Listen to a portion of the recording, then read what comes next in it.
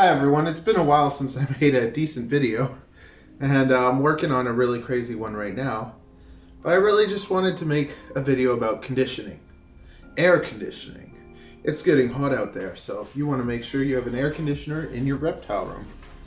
Now, I actually want to talk to you about snake psychology and the way that they think, the way that they feel, the way that they do things, and helping you understand them better. And who better to show you than Sophie? Sophie's probably my second boa. I've had her since she was basically born. I saw her on Kijiji and someone was selling her. And the moment I saw her, she was the first albino that I really thought was beautiful. Her eyes are not like an ugly red, they're kind of like a beautiful light sandy pink. And I just took her out of her home right now, and I actually just fed her last night. So, in general, you don't want to disturb your snake right after feeding them, because she's digesting right now. I wanted to talk to you about understanding your snakes and how important that is, because people see me take Sophie out or different snakes out, and then they'll think, oh my goodness, you're taking that snake out and it must be so stressed. Or even today I got a message on Instagram that said, oh, it's not temperature controlled outside, so you just don't care about your snakes and they're gonna get sick. And on the contrary, I've had these snakes their whole lives. I've raised them, fed them, taken care of them, and I'm not gonna take Sophie out on a cold day. I'm only gonna take Sophie out when the temperature is right, at least 25 degrees. If it's 25 degrees and up, I'll take her out, and I don't take my snakes out around 11 or 12. I don't want them to be out in the hottest part of the day. I want them to be out kind of after 3 o'clock, after 3, after 5, and then go out for a few hours and let them get some sunlight, real UV, and I'll take different ones out depending on who I fed. If I just fed Sophie, like right now, I'm not going to be taking her out for a walk and letting her meet people and stuff. I'm going to wait about 7 days after I feed her, then I'm going to take her to the park, she'll take a crap at the park, and then she's ready to go for a walk and meet people, because I don't want my snakes pooping on people. But just understanding that it's not just what you do, but it's how you do it. When you have a snake from the time it's an adult, or if you've raised it in a tank and never done anything with it, then yes, if you were to take it outside to be around people, the snake would probably freak out. It would be stressed and it would probably bite someone, and it's a very, very bad idea. But snakes can be taught.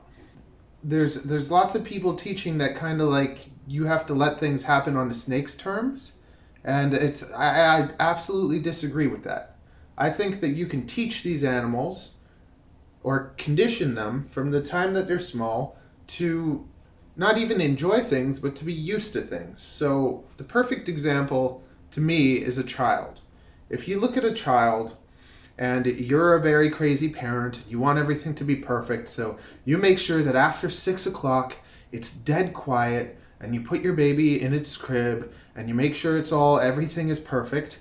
Then what ends up happening is later on down the road, if there is a bit noise or if there's light or if there's whatever, that kid then has problems sleeping because they've been conditioned to need this kind of perfect environment. Whereas with Avery, from the time she's basically born, I never forced her to go to bed early. I never made her go to bed early. I don't want her to go to bed at 6 p.m. and then wake up at 4 in the morning. I still want to be able to sleep. So I always just let her kind of stay up till she was tired, and around 10, 11 o'clock she'd go to sleep on her own. She'd sleep as long as we do, and then we all wake up at the same time. So understanding that is conditioning. And it's not cruel if it's something that they're used to. So if you have your snake in a room and it's always quiet and you never expose them to noise, then when they hear noise, they're going to be terrified. All those vibrations will bother them. But same thing with Avery. I used to watch movies, play music, do my own thing and not fuss about that. And because of that, whenever Avery's tired, she goes to sleep, whether there's electronic music playing, whether I'm watching a movie or whatever. So by letting her kind of have that freedom and being exposed to noise and being exposed to just life in general, it allowed her to just make that being normal. It's the same thing with being overprotective. If you protect your child from all their problems, then they're not going to be able to deal with any problems on their own. If you protect them, it doesn't actually teach them anything. But if you teach them, it will protect them forever. Example, if you don't ever let your child touch a hot coffee, if you don't let them go near anything dangerous, because you're always there protecting them, there's going to be that one time where you go to the bathroom and then they knock a coffee over, or they touch something hot, or they do something dangerous. And because you didn't teach them and you just protected them, you actually did nothing for them. You actually put them in a more dangerous spot. Whereas when Avery was tiny, I taught her not to touch the cords. I never had to put baby stuff around the house to protect it because she knew not to touch the cords, and she understood that before she could even speak. Baby. No? All right. Yeah, you like the white ones, the little white ones. There, be gentle. Gentle. Why? Yeah. Why? Yeah. Is that your new little baby, Gentle? Yeah, we named her Gentle. And you're nice and gentle with her. Good girl. You showing everybody? And how are you nice and gentle? Show me. Good girl. Okay. When there was a coffee, I said to her, hey, can you touch that coffee for me? And she touched it, and oh, it was hot. And then I said, hey, can you touch that coffee for me? She didn't touch it again. She's like, no, you can't trick me. And then from then on, she knew not to touch coffee that is hot. And because I taught her, that protected her. So in the same way, these snakes, from the time they're born, I've handled them. From day one, I've handled them. I rub their faces, and I teach them to be used to human interaction. So because from the first day of their life, I am there holding them, and they're around people, and they're handled, and I play electronic music, and I clean their homes, and I expose them to this stuff. Because of that, none of that stuff stresses them. So you have to understand that if you have a snake and you see me doing these things and then you think that's a good idea and you should do it, I'm not telling you that it is. You shouldn't take your snake around people and let people hold it and do that kind of stuff if your snake has never done that. If you have a snake that you raised since a baby like this, then you can do that because it's not cruel to the snake, because it's normal. Sophie's been in music videos, she's been held by tons of people, and I've used her to help teach people how wonderful snakes can be. And she is a wonderful snake, and none of this stuff stresses her out. We have total trust with each other. Like I said, I just fed her, and she is a little bit when you first take a snake out, they go through a period of hey, what's going on? What's happening? But look, if you were to grab a snake, okay, and grab it by the neck, it would fight you. Okay? It would not be that happy. But Sophie will let me do this stuff, and she's okay with it. She trusts me. So I can literally grab her and I can show you her teeth. Because sometimes I'll show people snake's teeth and I'll be like, see? And she doesn't fight me, and she's not worried. And now watch, when I let go of her, look at that. Now you can't go do that with any snake. Lots of snakes would nip you if you tried to do that. And understanding that every snake is just as different as every different person is. And it's up to you to know your snake, to know what it can do, what it can't do, and to know better, right? But I really wanted to make this video to just give you a little bit of a, pep talk, or have something to explain to people that don't understand.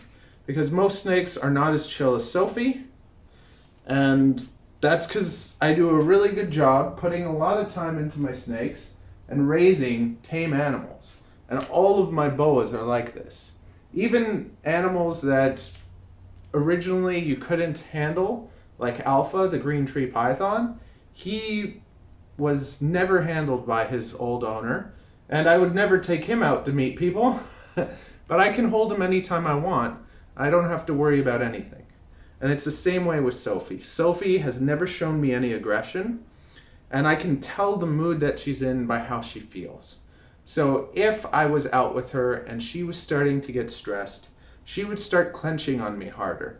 It would be kind of like if you were walking through the woods with your significant other, and then all of a sudden they got scared and they were like, and they clenched on you, you would kind of get scared and be like, oh my goodness, what's going on? In the same way, if Sophie was to get scared or to feel uncomfortable, she would start clenching on me. She would start trying to get away.